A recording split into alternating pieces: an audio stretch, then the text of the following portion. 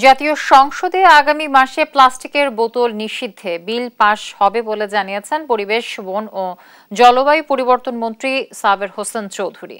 বুধবার পরিবেশ অধিদপ্তরে বিশ্ব পরিবেশ দিবস ও পরিবেশ মেলার সমাপনী ও পুরস্কার বিতরণ অনুষ্ঠানে এ তথ্য জানান তিনি। একটি বাসযোগ্য পৃথিবী নিশ্চিত করতে সরকারের পাশাপাশি সবাইকে পরিবেশ রক্ষায় এগিয়ে আসার আহ্বান জানান পরিবেশ মন্ত্রী। অনুষ্ঠানে চিত্রাঙ্কন, বিতর্ক এবং রচনা প্রতিযোগিতার বিজয়ী এবং পরিবেশ মেলার শ্রেষ্ঠ স্টলকে পুরস্কার, ক্রেস্ট ও সার্টিফিকেট প্রদান করা হয়।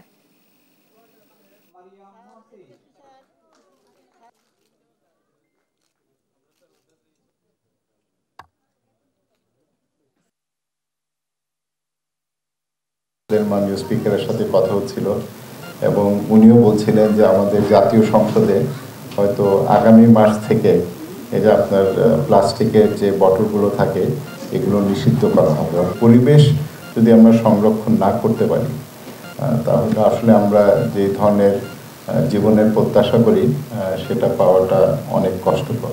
আগামী 50 বছর বাংলাদেশের চেহারাটা কি হবে, বাংলাদেশের জীবন মানটা কেমন হবে, সেটা যদি আমরা একটু ভাবি, সেখানে অবশ্যই আমাদেরকে পরিবেশ, জীববৈচিত্র্য, আমাদের বন এগুলো নিয়ে ভাবতে হবে।